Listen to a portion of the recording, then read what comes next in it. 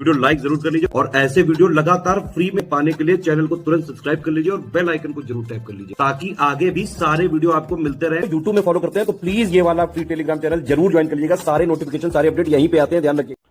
नमस्कार दोस्तों, हिस्ट्री के एक और लेक्चर में आपका स्वागत है। आज हम लोग 500 प्रश्न अपने पूरे कर लेंगे। हम लोग 9 लेक्चर कर चुके हैं, नहीं देखा है तो एक पूरा कंबाइन भी 400 का कर दिया, उसको देख लो, ठीक है। और 2 ये डाल रहा हूँ। अब आप लोग ये बताइए 500 MCQ मैं और कराऊँ या आपको मैं जैसे ज्योग्राफी नहीं पूरी थ्योरी स्टार्ट कर दी एकदम शुरुआत से, पूरी हिस्ट्री एकदम शुरुआत से रिवीजन करा दूँ थ्योरी का।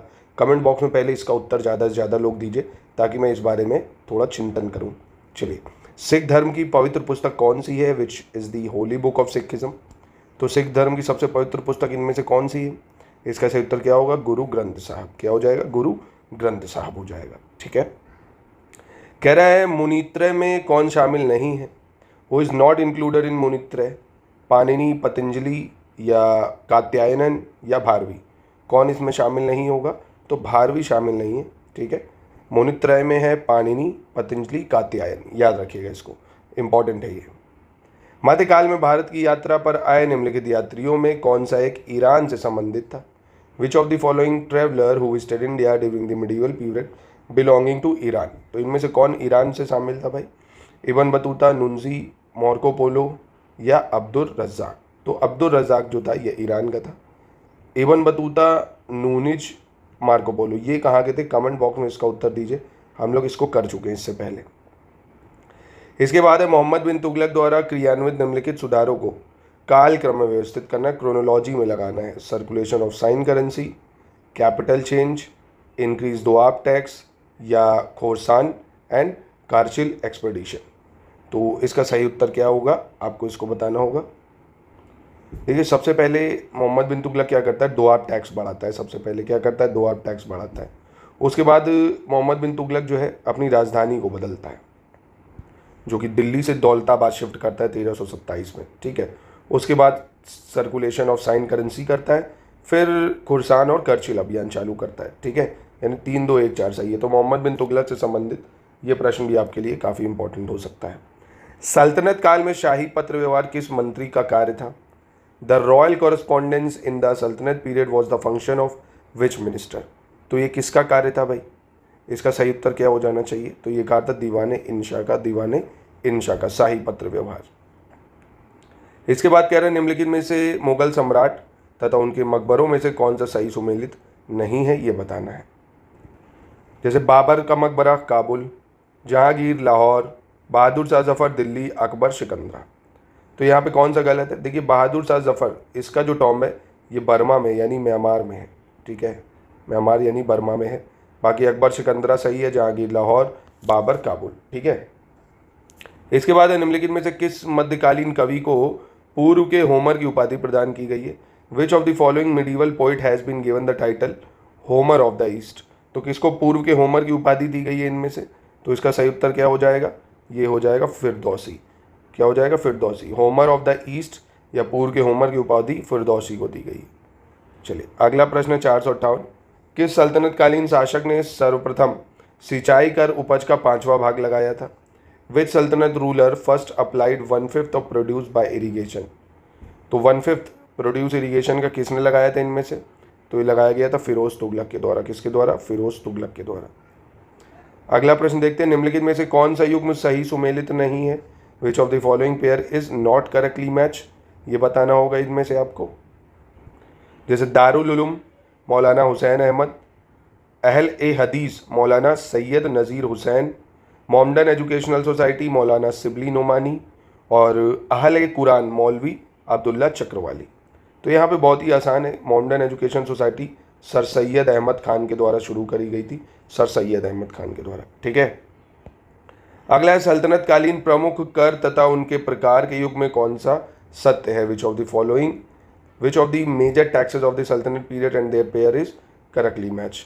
जैसे जजिया कर गैर मुस्लिमों से लिए जाने वाले कर था, ज़कात कर मुस्लिमों से लिए जाने वाला धार्मिक कर, खम्स युद्ध में लूटपाट से प्राप्त धन। तो इसका कौन सा सही होगा?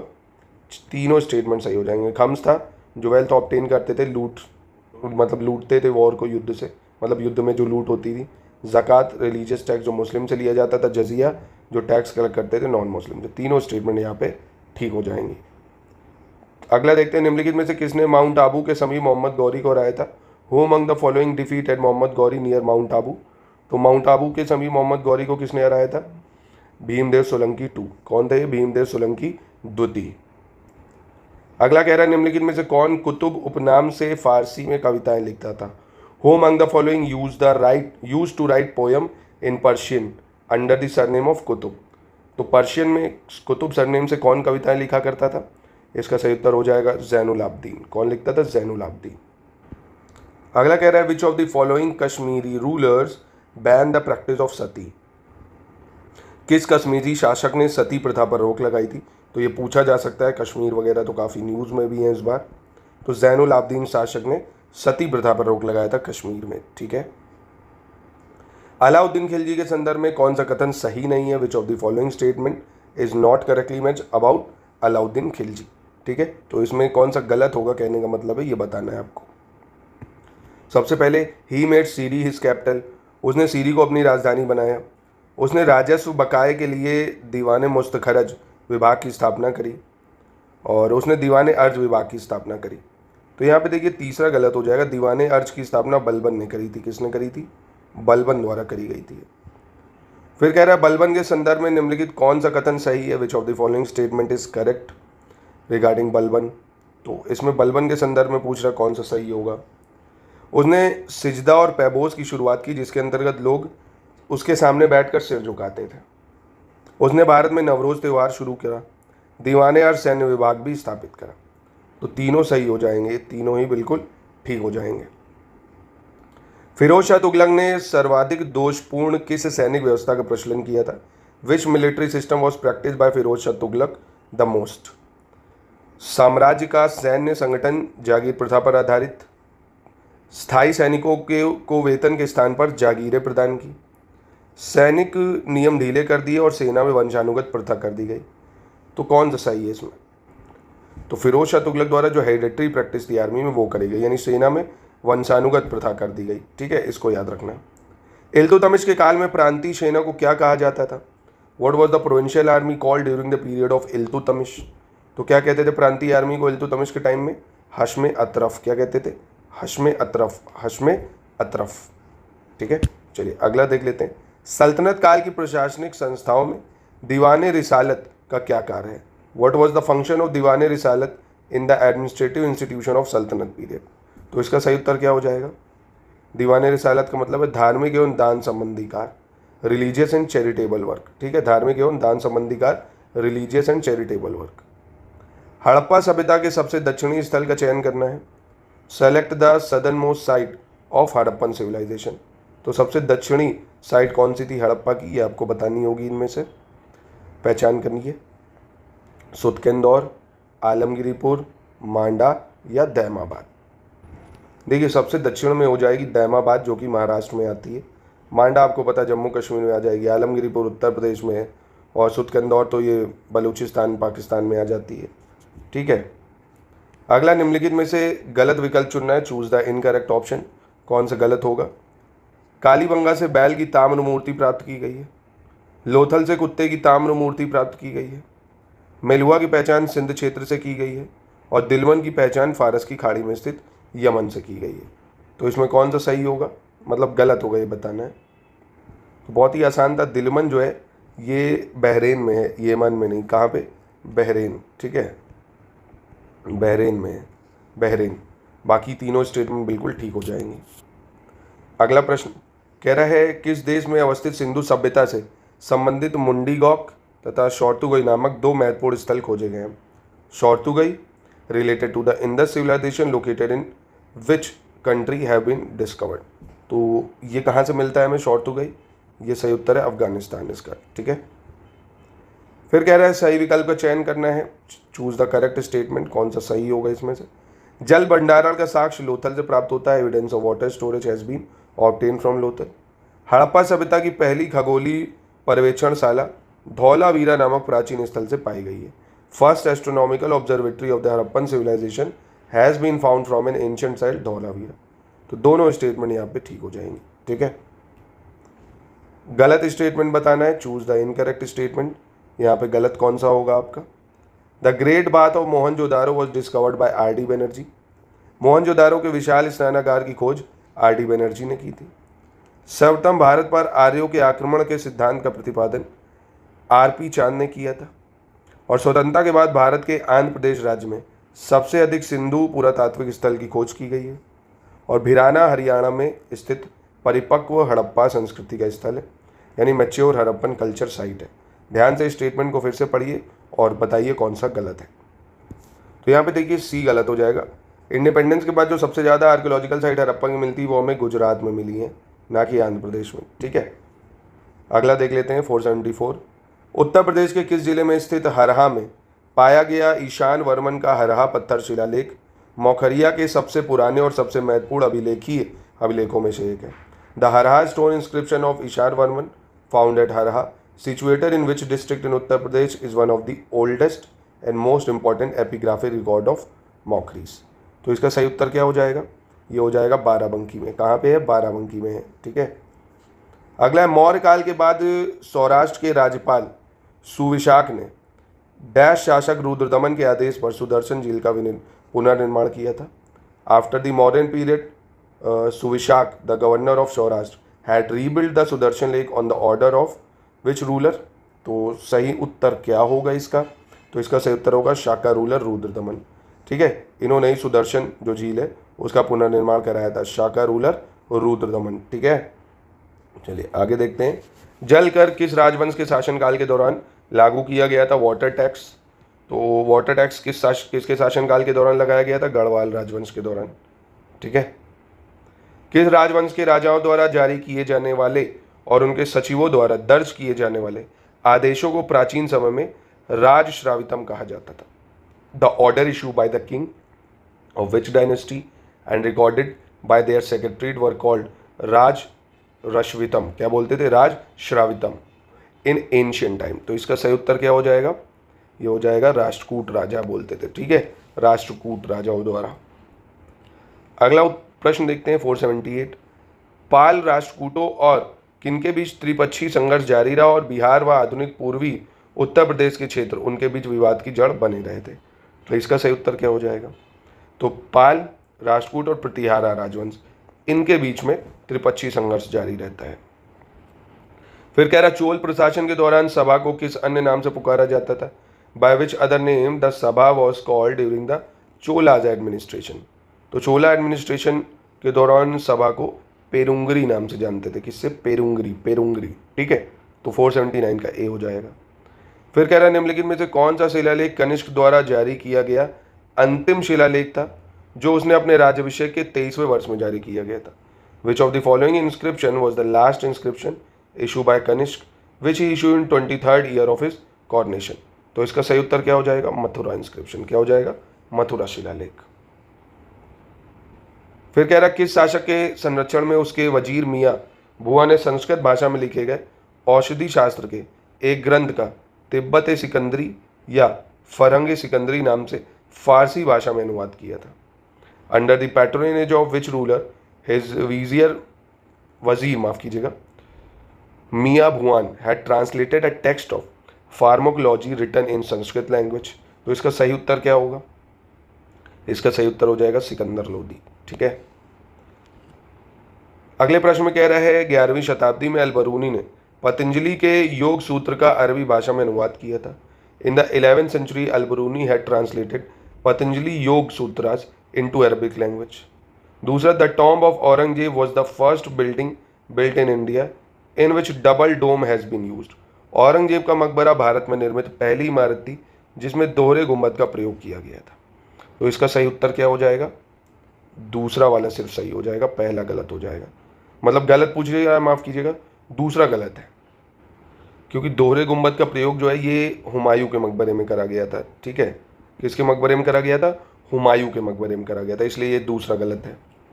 इसके बाद कह रहा है निम्नलिखित में से किसने दिल्ली को न केवल भारत में तुर्की साम्राज्य का राजनीतिक और प्रशासनिक केंद्र बनाया था बल्कि अपनी सांस्कृतिक गतिविधियों का भी केंद्र बनाया था? Who among the following had made Delhi not only the political and administrative center of Turkish Empire in India, but also the center of his cultural activities? तो इसका सही उत्तर क्या हो जाएगा? ये था आपका इल्तुतमिश। कौन था? इल्तुतमिश। इब्न बतूता ने अपने देश मोरक्को वापस जाने के बाद रेहाला नाम से अपनी यात्रा वृत्तांत लिखे और उसने किस शासक के शासन के क्षेत्र को हिंद और सिंध शब्द से संबोधित किया था? तो इसका सही उत्तर क्या हो जाएगा? ये था मोहम्मद बिन तुगलक। ठीक है, मोहम्मद बिन तुगलक। मुझे नहीं मालूम क्या कानूनी है या क्या गैर कानूनी है, मैं राज्य की आवश्यकता के अनुसार कानून बनाता हूँ, यह कथन किसने दिया था? I don't know what is legal what is illegal, I make law as per the requirement of the state. यह कथन किसके द्वारा दिया गया था? अलाउद्दीन खिलजी के द्वारा। ठीक है, चलो अगला प्रश्न देखते हैं। गलत बताना है, चूज द इनकरेक्ट ऑप्शन। कौन सा इसमें से गलत होगा? Mohammad Ghaznavi had assumed the title of Ghazi. Mahmud Ghaznavi ने गाजी की उपाधि धारण की। गयासुद्दीन तुगलक दिल्ली सल्तनत का पहला सुल्तान था जिसने अपने नाम के आगे गाजी जोड़ा था। 1451 ईस्वी में बहलोल लोधी ने गाजी की उपाधि धारण की। चौसा के युद्ध के पश्चात बाबर ने गाजी की उपाधि धारण की। तो देखिए यहाँ पे डी गलत है, क्योंकि बाबर ने गाजी की उपाधि चौसा नहीं खानवा के युद्ध के दौरान धारण की थी, है ना। जो खानवा का युद्ध हुआ था 1527 में, उसके बाद उसने गाजी की उपाधि ले ली थी। तो ये गलत था। जजिया कर के संबंध में गलत कथन बताना है। कौन सा कथन गलत होगा जजिया टैक्स के संबंध में? सर्वप्रथम मोहम्मद बिन कासिम ने सिंध के देवल में जजिया को लागू करा था, नंबर 1। सर्वप्रथम फिरोज शाह तुगलक ने जजिया कर को खरस कर से निकालकर एक पृथक कर बनाया था, नंबर 2। तीसरा स्टेटमेंट, अलाउद्दीन हसन भारत का पहला मुसलमान शासक था जिसने हिंदुओं से जजिया कर वसूलने का आदेश दिया था। और गुजरात में सर्वप्रथम जजिया कर अहमद शाह के काल में लगाया गया था। तो यहाँ पे देखिए सी गलत हो जाएगा, क्योंकि जो पहला मुस्लिम रूलर था जिसने जजिया टैक्स को सबसे पहले हिंदू पे लगा था वो कुतुबुद्दीन ऐबक था। कौन था? कुतुबुद्दीन ऐबक। ठीक है, बाकी ये सही है कि मोहम्मद बिन कासिम ने सिंध के देवल में लगाया। सर्वप्रथम फिरोज शाह तुगलक ने जजिया कर को खरस कर से अलग करा और गुजरात में अहमद शाह के काल में लगाया गया। ठीक है, और मुस्लिमों में पहला मुस्लिम रूलर कुतुबुद्दीन ऐबक था। निम्नलिखित में से किसे उम्दत उल निस्वान की उपाधि दी गई है? तो उम्दत उल निस्वान की उपाधि किसे दी गई है? ये दी गई है रजिया सुल्तान को। ठीक है, उम्दत उल निस्वान की उपाधि। निम्नलिखित में से किसे ईश्वर की भूमि का रक्षक और ईश्वर के सेवकों का सहायक कहा गया है? Who among the following has been called the protector of land of God and helper of servant of God? तो इसका सही उत्तर क्या हो जाएगा? भूमि का रक्षक और ईश्वर के सेवकों का सहायक कहा गया इल्तुतमिश को। किसको कहा गया है? इल्तुतमिश को कहा गया है। 490 में गलत बताना है। कौन सा है? Choose the incorrect statement. कौन सा गलत होगा इनमें से? अकबर ने दिल्ली को अफगानों से छीनकर दिल्ली को मुगल शक्ति का केंद्र बनाया था। 1533 में हुमायूं ने दिल्ली में दीन पना नगर की स्थापना की थी। मुबारक शाह ने 1434 ईस्वी में मुबारकाबाद नगर निर्माण कराया था और शाहजहां ने 1638 ईस्वी में दिल्ली में शाहजहानाबाद नगर की नींव डाली थी।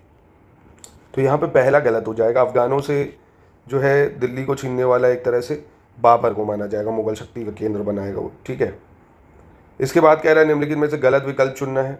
शेर शाह सूरी ने घाघरा की लड़ाई जीती, शेर शाह सूरी ने चौसा की लड़ाई जीती, शेर शाह सूरी ने बेलग्राम की लड़ाई जीती, शेर शाह सूरी ने सेमल की लड़ाई जीती। तो इसमें से गलत कौन सा है? तो यहाँ पे देखिए पहला वाला गलत हो जाएगा, क्योंकि जो घाघरा का युद्ध था, घाघरा का युद्ध किसके बीच में हुआ था? महमूद लोधी और बाबर के बीच में हुआ था। ठीक है, जिसमें से भाई लोधी हार जाएगा, बाबर जीत जाता है। ठीक है, तो यही गलत हो जाएगा। अगला देखते हैं। अलाउद्दीन खिलजी के शासनकाल में निम्नलिखित में से किसके द्वारा व्यापारियों को परमिट जारी किए जाते थे? The permit was issued to traders by whom among the following during the reign of Alauddin Khilji? तो इसका सही उत्तर क्या हो जाएगा? परमिट जारी किए जाते थे तो ये थे परवाना नवीस। कौन थे? परवाना नवीस। ठीक है, फिर कह रहा है निम्नलिखित में से कौन तुगलक वंश का अंतिम सुल्तान था? Who among the following was the last Sultan of Tughlaq dynasty? तो तुगलक डायनेस्टी का अंतिम सुल्तान कौन था भाई? तो तुगलक का अंतिम सुल्तान था नसीरुद्दीन महमूद। कौन था? नसीरुद्दीन महमूद। देखिए मैंने पहले बताया था दिल्ली सल्तनत, स्लेव खिलजी, तुगलक, सैयद लोधी, जितने वंश इनके राजा जरूर याद रखने हैं। जैसे तुगलक वंश की ही बात छिड़ गई है तो गयासुद्दीन जो तुगलक था वो पहला राजा था। कौन? गयासुद्दीन तुगलक, है ना। फिर उसके बाद मोहम्मद बिन तुगलक आता है भाई, फिर फिरोज शाह तुगलक आ जाता है ना। ऐसे करके आखिरी रूलर कौन है? नसीरुद्दीन महमूद तुगलक। ठीक है, याद रखना इसको। निम्नलिखित में से किस विभाग की स्थापना फिरोज शाह तुगलक ने नहीं की थी? दीवान बंदगन, इमलाक विभाग, दीवाने खैरात या दीवाने रियासत। तो इसमें से किसकी स्थापना नहीं करी थी? तो देखिए बहुत ही आसान है, दीवाने रियासत जो है इसकी स्थापना जो है अलाउद्दीन खिलजी ने करी थी। ठीक है, अलाउद्दीन खिलजी ने करी थी दीवाने रियासत की स्थापना। फिर निम्नलिखित में से सही विकल्प का चयन करना है, चूज द करेक्ट ऑप्शन, कौन सा सही होगा 495 में ये बताना है आपको। तो सबसे पहले संगम राजवंश के संस्थापक वीर नरसिंह, सालू राजवंश के संस्थापक हरिहर भूका, तुलुव राजवंश के संस्थापक नरसिंह, अराविदु राजवंश के संस्थापक तिरुमल। तो इसमें से कौन सा सही है ये बताना है। देखिए यहाँ पे सिर्फ डी सही है। अराविडु डायनेस्टी के जो फाउंडर थे वो तिरुमल थे। कौन थे? तिरुमल थे। आपको मैं इससे पहले भी बता चुका हूँ संगम डायनेस्टी के। कमेंट बॉक्स में प्लीज़ बताइए आपकी कितनी हिस्ट्री की तैयारी है फाउंडर संगम डायनेस्टी के, सालू डायनेस्टी के, तुलुव डायनेस्टी के। कमेंट बॉक्स में प्लीज़ इसका उत्तर जरूर दीजिएगा। अगर सीरियस एस्पेरेंट हो, आरओ एआरओ का पेपर इस साल निकालना चाहते हो तो कौन कौन बच्चा है जो इस साल समीक्षा अधिकारी बनना चाहता है, बन के रहेगा, कमेंट बॉक्स में ज़रूर इसका उत्तर ज़रूर देगा वो। चलो, निम्नलिखित में से किस शासक का शासनकाल सबसे छोटा था? अकबर, जहांगीर, शाहजहां, औरंगजेब। बेहद आसान प्रश्न है, सबकी लिस्ट तुरंत रिकॉल करो भाई। अकबर का टाइम पीरियड क्या था? रिकॉल कर लो। अकबर का टाइम पीरियड 1556 से 1605। जहांगीर का टाइम पीरियड क्या था भाई? 1605 से 27। शाहजहां का टाइम पीरियड क्या था इसके बाद? 1627 से 1658। औरंगजेब का टाइम पीरियड क्या था? 1658 से 1707। तो आसानी से बता सकते हो इसमें सबसे छोटा किसका रहा? जहांगीर का रहा। ठीक है।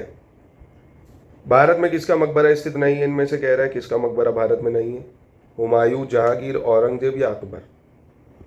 देखो भारत में सबसे पहले तो किसकी नहीं है, ध्यान लो, जहांगीर। क्यों नहीं है? क्योंकि इसकी लाहौर में है, पाकिस्तान। जहांगीर की टॉम कहाँ है? लाहौर में है, पाकिस्तान। हुमायूं की तो पता होगा आपको, दिल्ली में, हुमायूं का मकबरा।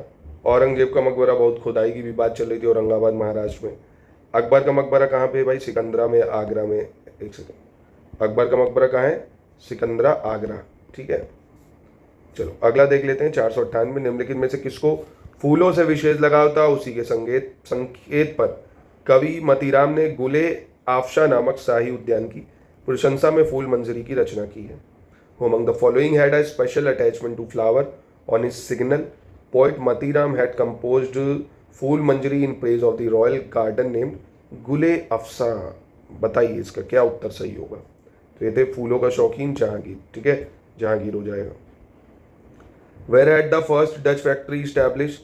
प्रथम डच कारखाना कहाँ लगाया गया था भाई? तो प्रथम डच कारखाना कहाँ पे लगाया गया था? मसूलीपट्टनम में। कहाँ पे? मसूलीपट्टनम में लगाया गया था। चलिए अंतिम प्रश्न देख लेते हैं। 1601 से 1612 ईस्वी तक ब्रिटिश ईस्ट इंडिया कंपनी के मुनाफे की दर कितने प्रतिशत प्रतिवर्ष रही थी? ईस्ट इंडिया कंपनी कितना प्रॉफिट अर्न कर रही थी इस समय के दौरान? तो इसका सही उत्तर है 20%। कितना? 20%।